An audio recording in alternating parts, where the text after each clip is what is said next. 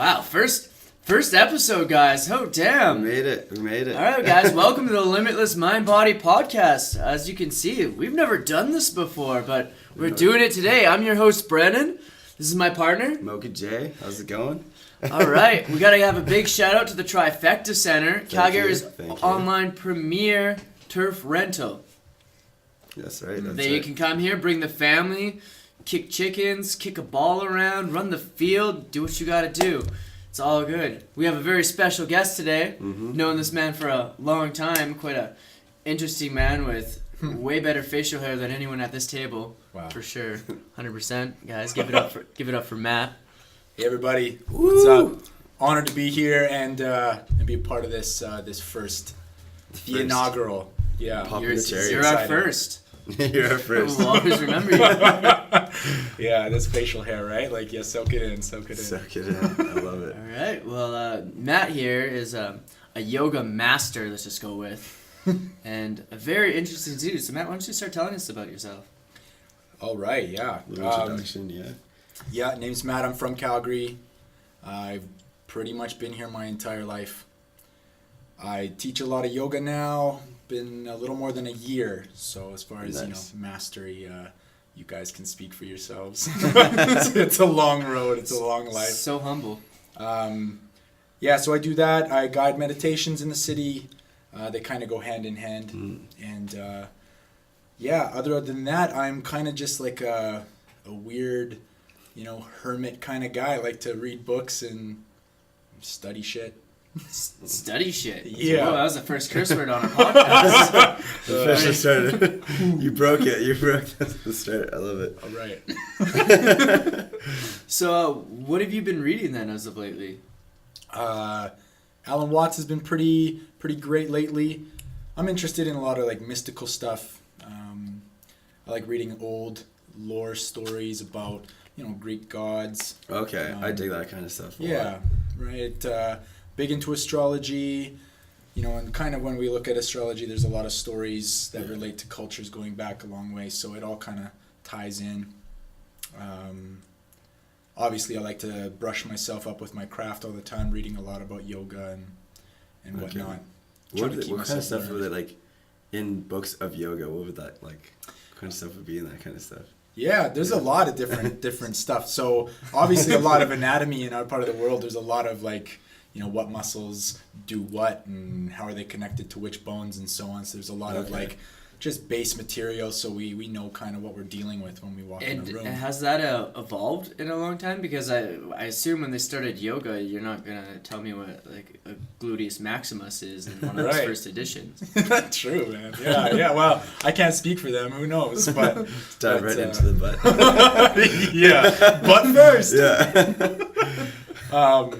Yeah, I guess I would say so. I think yoga in the West, there's certainly a certain fascination about the anatomy part, like knowing the parts, knowing what to do with them.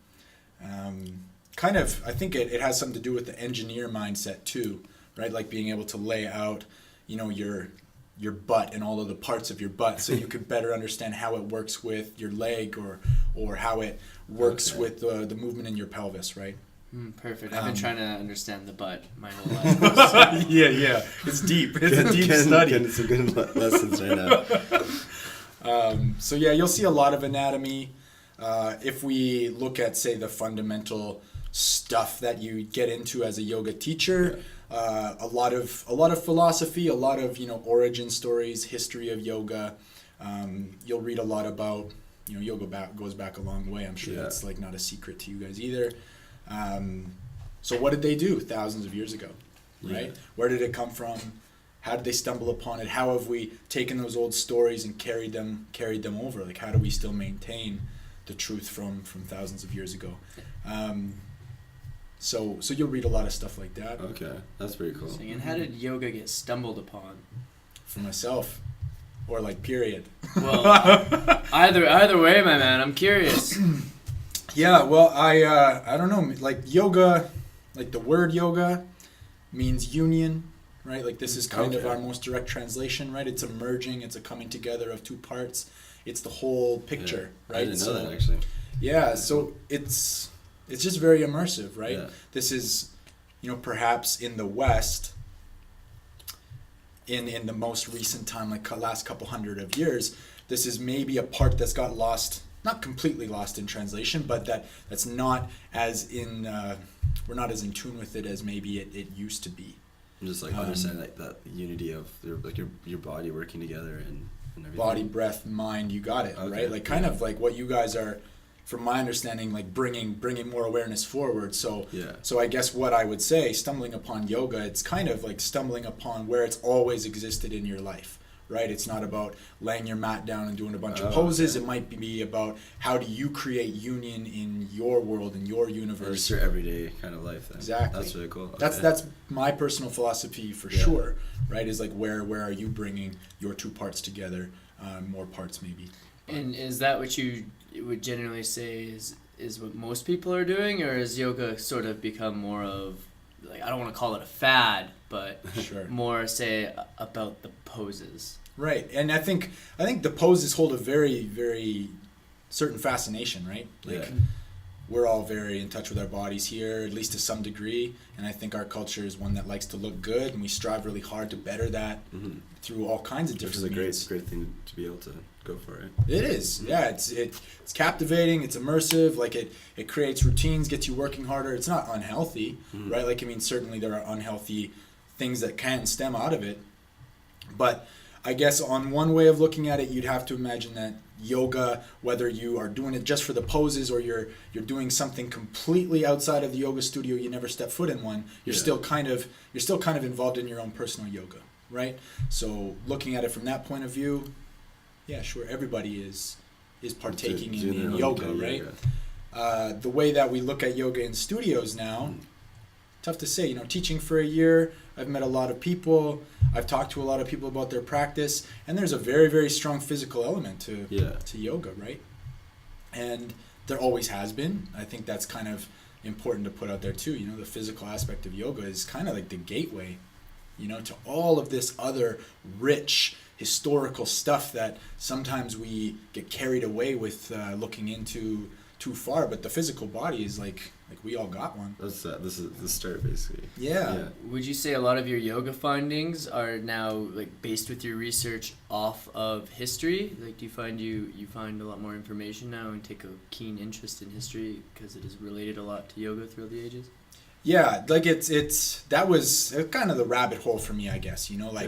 I approached yoga the first time as a practice after working out a lot. Like, I used to go lift weights, and I did CrossFit for a long time. Like, I need some way to kind of stretch it out, kind of thing. Kind of, yeah. Actually, it was just the next thing, actually. Yeah. I changed through my whole life from a kid. Growing up, I tried everything once. I was one of those, I as soon as I excelled at something, it was, I was dead Let's to try me, something else. You yeah. got it. I totally relate with that too myself. I'm very much like that. And actually, personally, for me, I do want to get into yoga now, like just like being able to understand it further. I knew nothing else than doing some poses. Right. So that's why escape my understanding was like, what is the spiritual side of that, or like what is the thought behind it, right? Yeah. So it's really cool to be able to understand that a bit more now. Yeah, and it's really deep, right? Like as soon as you step like a toe in the water, it can be overwhelming actually. Yeah. There's so much out there. So much. So much. And yoga has swept like pretty quickly over North America. Huge, yeah. It is huge. Well, it's not even North America. I was just traveling over in Asia, and people from North America are coming there to yoga. Right. Like, yeah, it's that's a far true. way to strike a pose and stuff. But I've been kind of getting into certain things like that, and meditation's a key one. And I don't know if you consider that part of yoga or separate from yoga. Yeah, definitely not separate. I guess I would outline that, as a teacher in Calgary, there's maybe a certain level of awareness that I want to have with regards to the students that I'm dealing with, and meditation. While I might have my own principles for what that is and how it's effective, I'm not necessarily just gonna lay that on everybody because they've come to yoga class. Yeah. So meditation for me, it's actually kind of been. I've been meditating for quite a bit longer than I've been practicing yoga, okay. like in this like inside of a studio. Yeah. Meditation was always maybe a natural natural thing. Very in tune with your mind, you found? Or? Yeah, or just very fascinated with my mind, even from a young age. I've always just been a very imaginative person. Yeah. You know, and I think as kids we all start off that way, Exactly. you know, pretty much Sure. at least.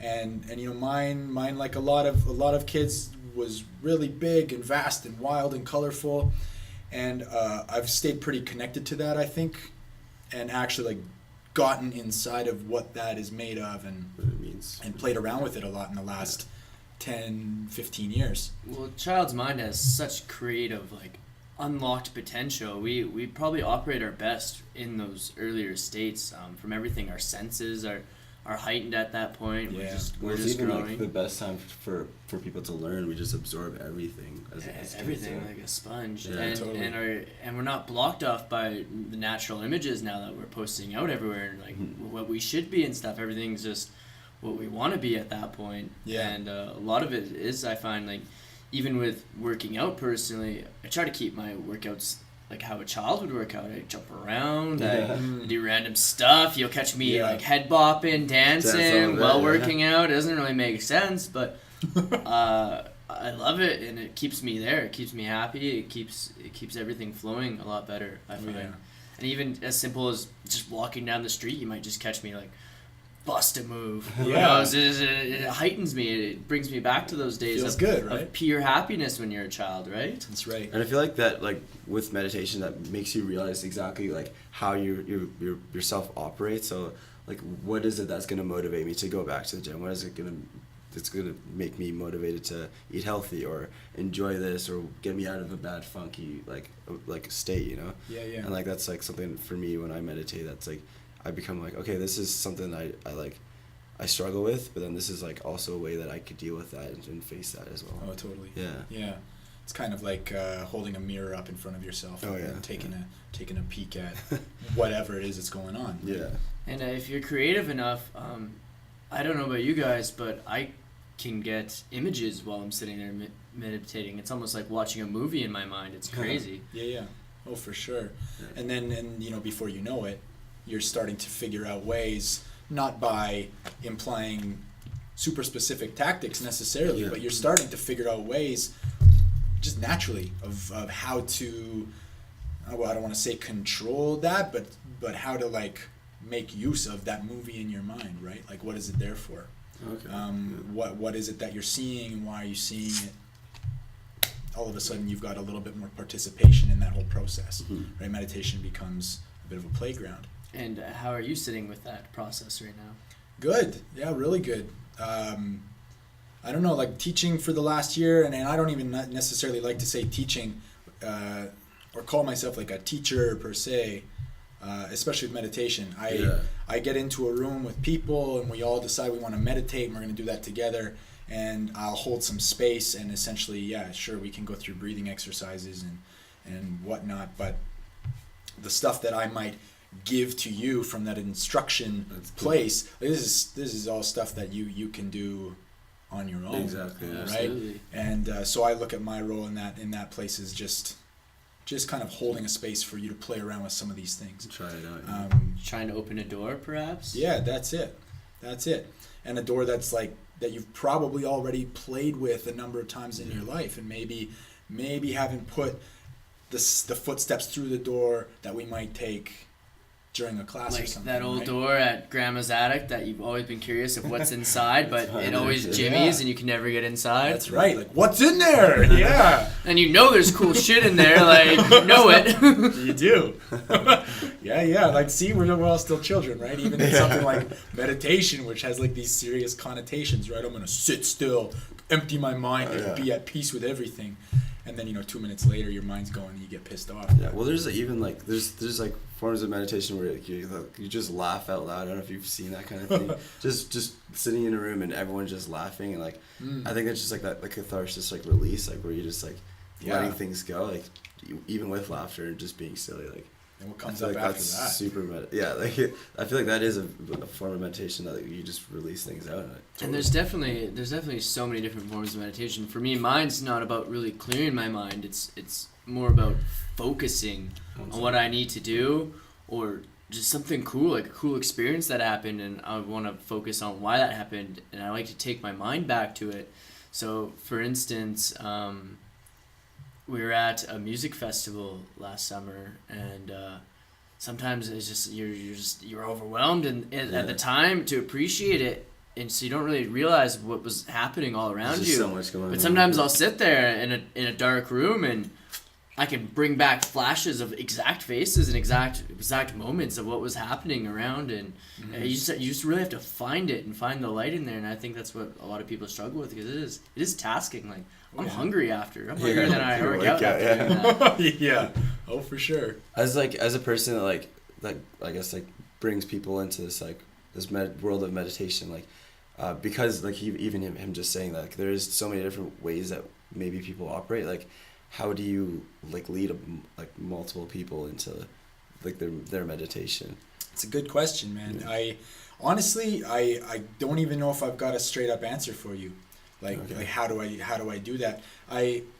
There's a big part of me that I have to like let go when I walk into a classroom when I'm going to instruct.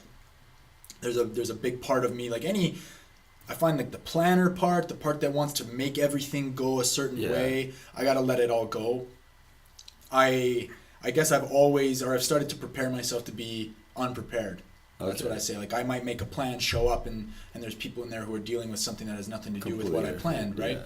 So for me, I've always naturally been pretty sensitive, and I think that ties into that whole dreamy, imaginative, childlike thing we were kind of getting at.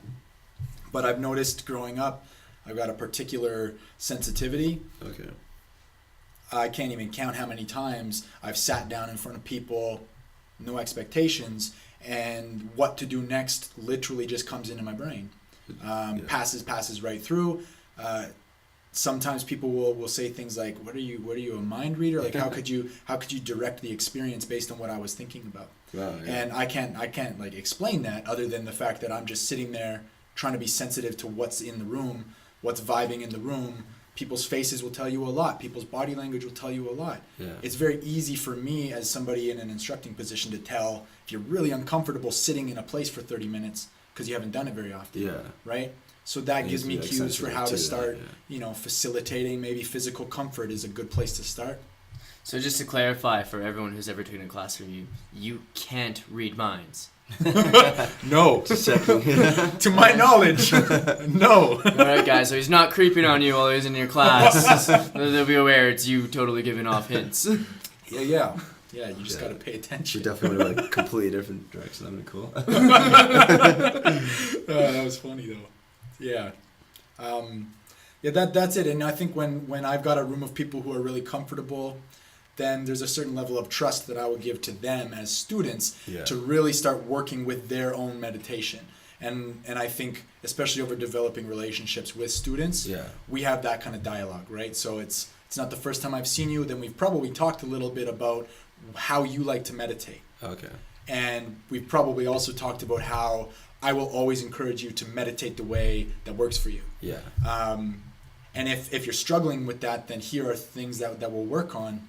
It's like, try this. And you got it. Yeah. And what I like to do as an instructor is I like to paint pictures inside of the mind. So if I'm in a room, like let's say it's even just the three of us and we're meditating, and I sit down and I'm going to imagine that there's this kind of mind cloud that we're all kind of tapped into. Yeah. Right? And let's just call it a space. Call it some kind of space. And if I want to throw out the color red, and I just throw it out there, then I'm also going to assume that to some degree, you guys are going to pick up on that. And it might not be like, oh, there's that color. It might be very physical, which to me energetically, red says physical. Red says very like earth, clay, shale, right? Okay, yeah. So I'm starting to kind of just mold this shape or whatever, and there's response in the room, right? Like this space starts to shift if you pay attention to it. And then I kind of just go from there. So I like to be... There is like a lot of, like we're all focusing on one certain thing. Say we are like doing psychedelics or something like that. It's really hard to ignore that, like an energy that is affected by the people around you as well, for sure. Oh, totally. For sure. Yeah. And like speaking on psychedelics, like there's no like deeper sensitivity that you're all definitely going to be a part of if you're enjoying that together, right? Oh yeah, it's a crazy experience. I you had any psychedelic experiences? I've had a couple. A couple? Yeah, recently a couple. Recently? Yeah. Oh, how long ago?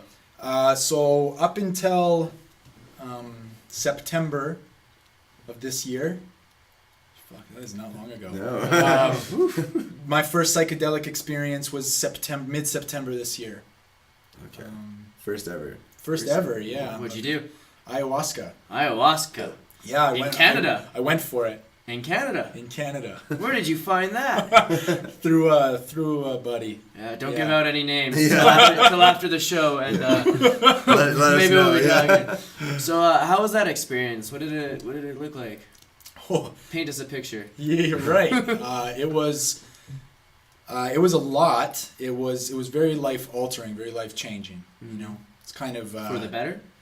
yeah. Oh, you have to imagine so, right? Like, Yeah. You hear totally crazy stories of a guy tries say DMT, and all of a sudden he's went from Whacked out, dude. tried good guy, had a college scholarship, did all this stuff, and all of a sudden now he's living on the street and talking about how aliens right. invaded his Yeah. cat. Yeah, and like it was. There's a lot of stuff that happens, and for me, you have to imagine that somebody who's never done anything like that goes and tries something like that. Like there's a certain level of preparation that this person would take. Right? Yeah. Like so for me, I didn't really know what to prepare for. You just winged it. There was some dietary guidelines, right? Like Yeah. I was Oh, okay. suggested by my friend to eat these kinds of foods and not these kinds of foods for this amount of time beforehand. Interesting. Abstain from some very specific things for a certain amount of time, like sex and drugs and alcohol and so on. What? Like beforehand, Before and after. it just like ruins the level of in your body. I guess. It just really affects the. So from my understanding, and don't quote me on any of this, but a lot of the foods that we might eat mindlessly, really, it's like the one thing that I read that I really liked or responded to was that your body is this vessel for facilitating the transmission of say the ayahuasca. Okay. And through a lot of the foods we eat, a lot of the maybe the liquor we drink, whatever, you're kind of like clogging up the filter. Okay. Right, so the transmission of what you're to be receiving does not get through or does not come through clearly. So you just miss a lot of what like you should have or experienced that. You got it. Okay. And there are some like actual, like say chemical byproducts from some foods that you eat that would interfere with the DMT inhibition, right? Oh, Or okay. like the enzyme that's being inhibited to allow DMT Yeah. to play its Chemical course. reactions. of You course. got it. And then that can potentially be dangerous. Yeah. So you dieted for how long? A week? Yeah. Yeah. So all right, so you start a week. Some guy's like, "Yo, we're doing drugs. You've never tried. Just start eating like this. Trust me." So you start eating like this, and then at the end of the week, you go somewhere, and Right. I don't want you to Yeah. give up your guy's spot or anything. Yeah. No. Keep that low key. We don't need I the need the details to coordinates, describe yeah. this. to Unless this describe guy's it. trying to make a few extra dollars and that, like maybe we'll get him on here for a sponsor or something. I But know it's pretty hot stuff. I think they'll be okay. Yeah. So there's like a time and a place, and we all meet there, and yeah. So the day of drinking the brew, we don't eat or drink anything after 2 p.m. on that day. Oh, when you guys actually did that. Yeah. Okay. And so we drank at 9 p.m. So there's a 7-hour gap beforehand. okay. You bring a puke bucket. There's some suggestions. Basically, I brought a yoga mat and tons of cushions and blankets and set up a little bed. And there was me and like 20 other people all sitting around this giant workshop barn kind of thing. Yeah. So we all sat along the outside. The middle was empty.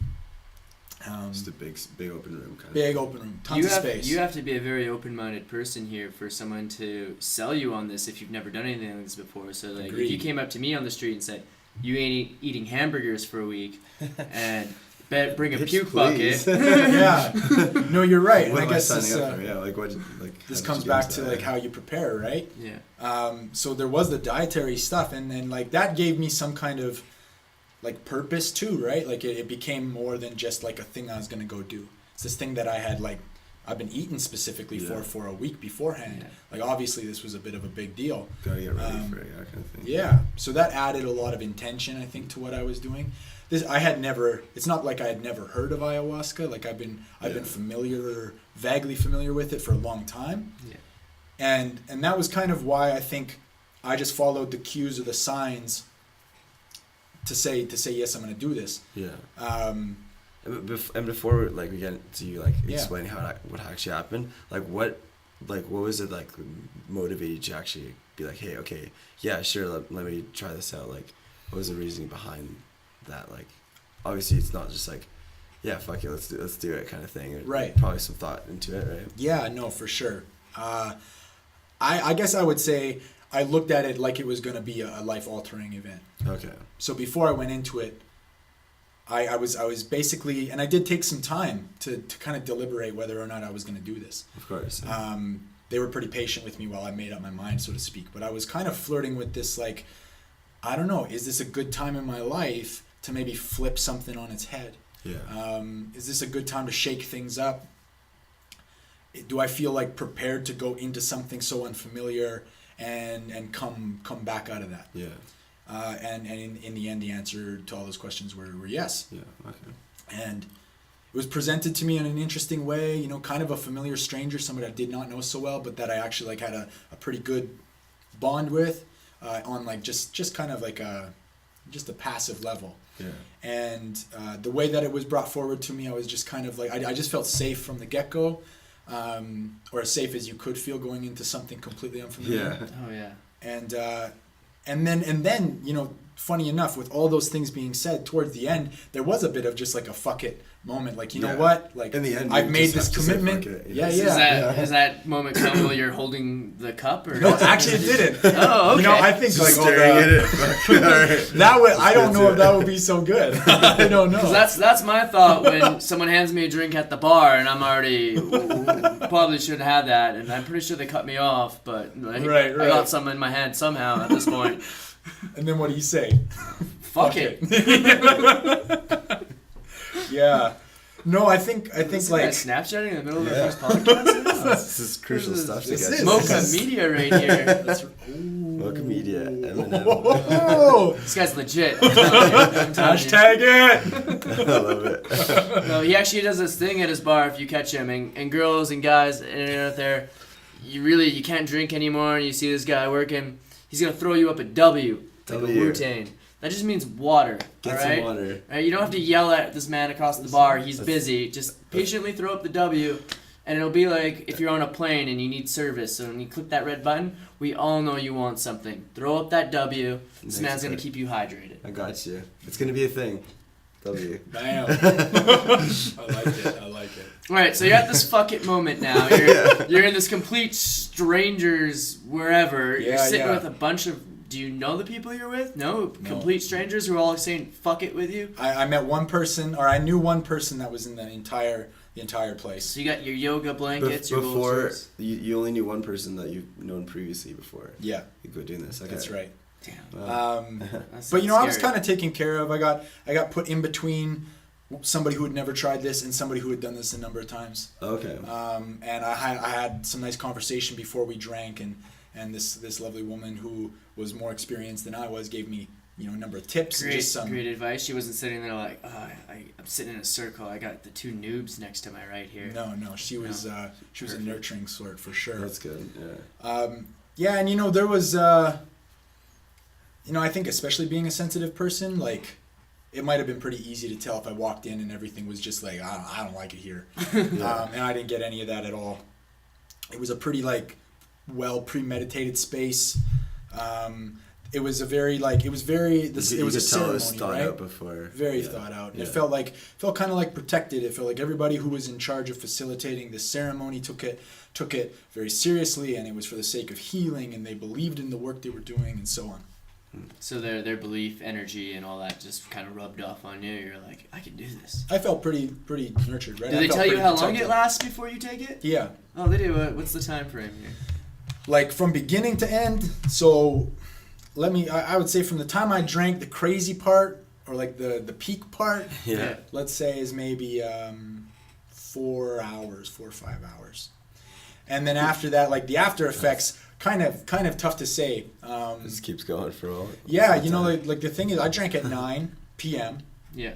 And the first night I drank, I drove home at 6 a.m. No way. Yeah, and I was great. I felt great. I was incredibly, like, very, very lucid and incredibly, you know, functional in all aspects. Wow. There was no hangover, no debilitation, no insobriety or whatever. I was very with it. In fact, maybe more so. Tough to say. I was not out of it at all. The second night I drank was significantly more intense than the first night, and still the process time-wise was the same. Relatively you know, same. peak Okay. was about the same. The afterglow or whatever you might call it when things are kind of shifting back to normal was the same amount of time. And you know, by 6 a.m. I was good to do whatever I needed to do again. This isn't one of those like Wolf of Wall Street moments here where you're like, I was completely fine. You woke up. Yeah, no quaaludes. I noticed you're driving a new car, so I just figured I would ask. Yeah, no. To my knowledge, to this day, I have not been called up and asked about, you know, those mailboxes I drove right through on the way home, but forgot about. All right, so you're sitting there. What was your first experience like? You said it was life changing, so something crazy had to happen. Yeah, so I've to put it into perspective, in September I drank for 2 nights. So I drank and I went back the second night and I drank again, and I've done that process 2 different times now in the past couple months. So the first night that I drank this was pretty pleasant actually. You know, it just I think that whole idea of ceremony really swept me up. Mm-hmm.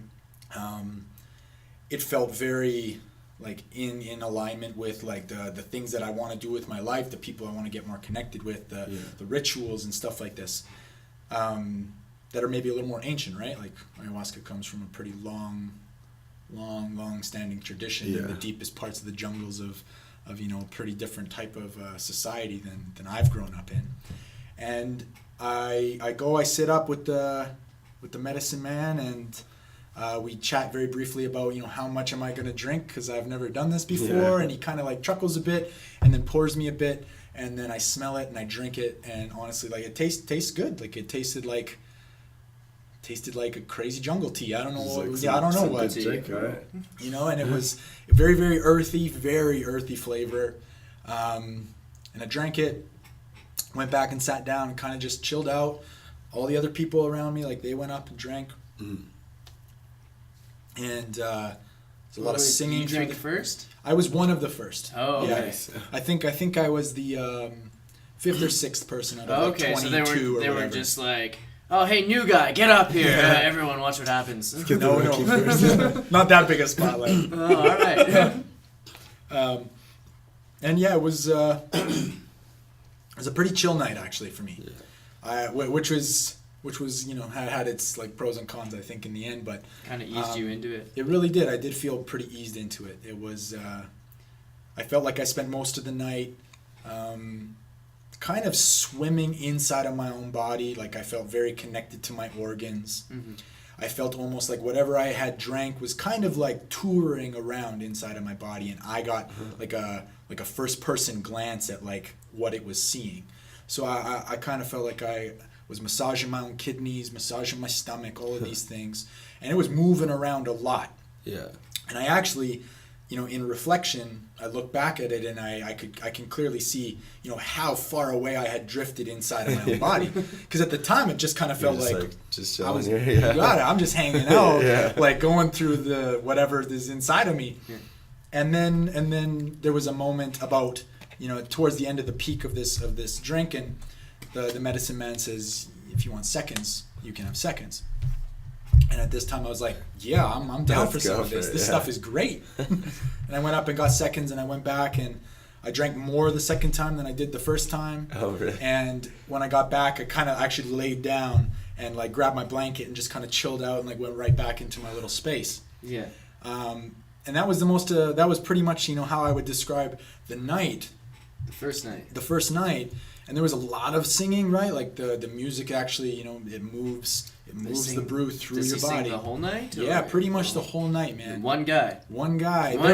There's help, right? So he had kind of he gets like a 15-minute. Like ushers. Yeah, kind of like that.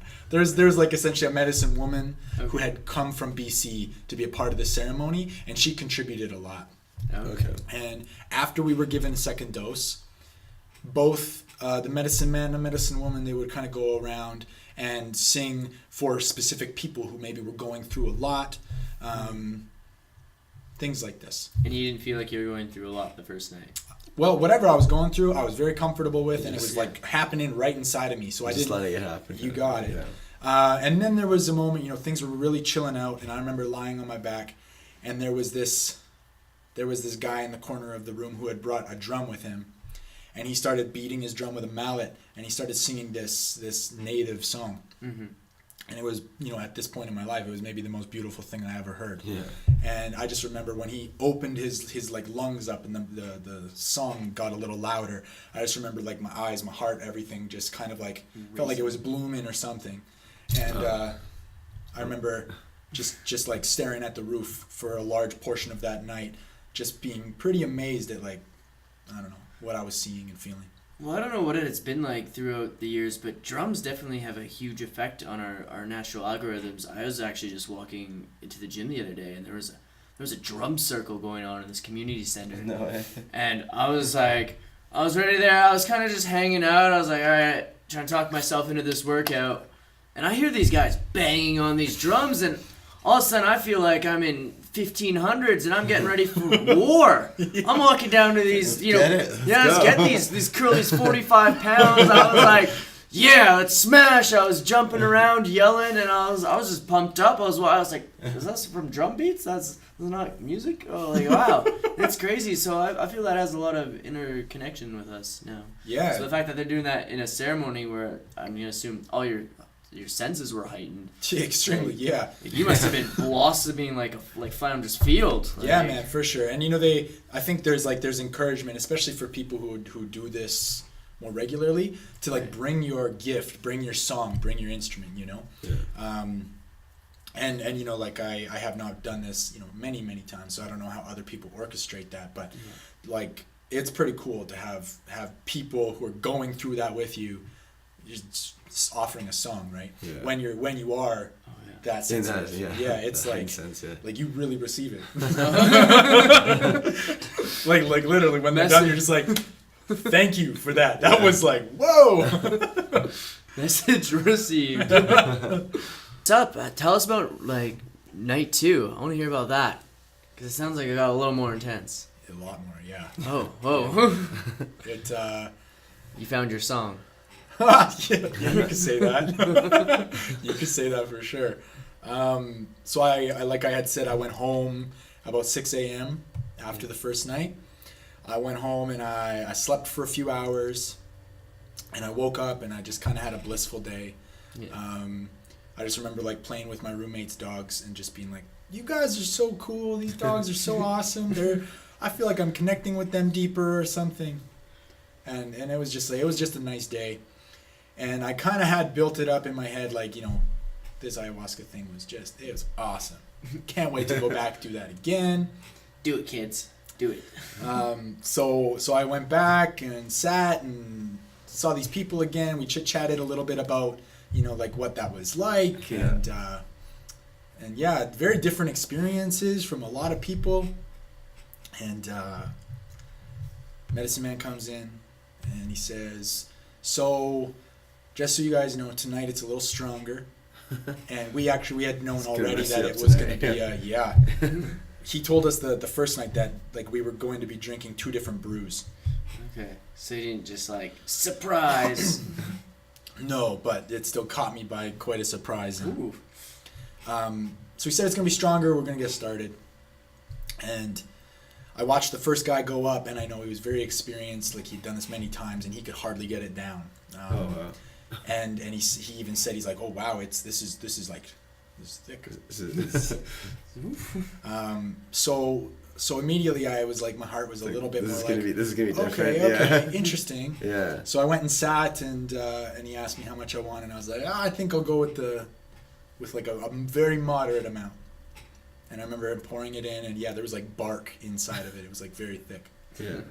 And just like threw it back, and it tasted good, but it was really, really strong. Like I can still remember what it felt like. Like it kind of burned the back of my throat as it went down. And I went back and sat in my little spot, and I felt like I could feel whatever I just drank, like right down in the bottom of my guts. Like it just went right down there. It was. Yeah. And I was just like, whoo. And it started to get hot, and the heat started to spread, and I was just like, oh, mama, some's different. Yeah. This ain't like yesterday. And then, things kind of just spun in a different direction, and then in another direction, and in another direction. And the night took many crazy turns. I experienced a lot of interesting fears, I think, that came up and made themselves very real inside of my mind, especially. And I got pretty terrified about a number of different situations, and panicked at certain points to a large degree. Thought I had been lured into a very to a deep timelessness of darkness with certain beings who were manipulating the situation. Wow. I got taken on quite a crazy trip. It's a completely different kind of journey. Very different trip. Yeah, it was not just like inside of my body anymore. And it was funny because I felt very present for the whole experience. I felt very present with a complete loss of control. Like I could not change the situation to something that I wanted. I was just along for the ride, but I was very present for it. So that took some adjusting, I think. It was scary and maybe a little rocky for a while before I started to ease into that, which did eventually happen for sure. And that's usually a struggle that people have with psychedelics. Just hey, all right, I'm just have to let go and just let it take me where it's got to go, where it's got to take me. Yeah. Well, I mean, if reality is the only thing you've ever known, not to say, dude, psychedelics, you're not still in reality. Yeah. You're just in a different reality. Yeah, or just it's augmented, or you're seeing, it's hearing things in a different way. It felt, Yeah, for sure. Now, especially, I have a very, very hard time looking back and saying that wasn't real. In fact, this is what was so life-changing about it. Yeah. Is that it kind of removed some veils, from what had been real for so long, like you said, to reveal something that has always been real that I didn't see before. Yeah. And it puts you right in the middle of that process of the veil being removed, right? And this is the scary part, like for me, it was interesting because there was a point pretty early on where I immediately kind of regretted the actions of drinking the brew, right? Yeah. Wow. So I'm just like, I got to get this out of me, right? Yeah. Logical thought. Yes. So I'm trying to throw up because there are definitely other people around me throwing up, which is a part of this journey for a lot of people, is this kind of purge, this physical purge. And to some degree, I feel like maybe I can get this out, but it isn't happening. Like I said, I can't control the situation per se, but I don't even know how long it was that I was on this journey of wishing that I could throw this thing up before I realized that I couldn't resist it. Yeah, and it started to reveal what that meant in a different way. I think it actually showed me a lot. I ended up seeing a lot about my relationship with food, relationship with things that I put into my body, period. Oh. Because it's funny to think that, I might have drank this jungle brew and wanted to throw it up, but, there's a lot of things in our culture we eat and drink all the time that maybe aren't for our benefit. For sure. And, whether we're really connected to the reason we eat these things in the first place or not, a lot of times we beat ourselves up for those kinds of actions, right? Like eating in a certain way or drinking in a certain way, and we wish we could take those back too, even though we're mindlessly repeating those patterns, right? Again, yeah.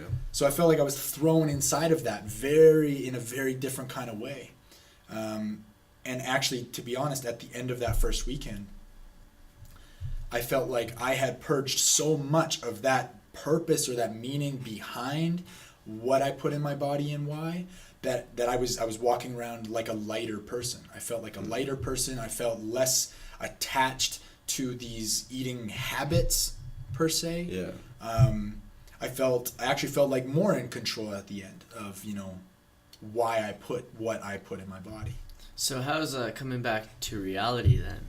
Because that must be a crazy experience. Very, yeah. And to be honest about that second night, like we could probably talk about it for 4 hours. So much happened. We'll have to have you back. I want to hear all of it. Yeah, I'd love to for sure. And coming back from that experience was another journey on its own. I would say the first week after that happened was very like there was an adjustment to be made. I was still very sensitive. It's almost like everything's just opened up with what I'm seeing, what I'm hearing, and so on. And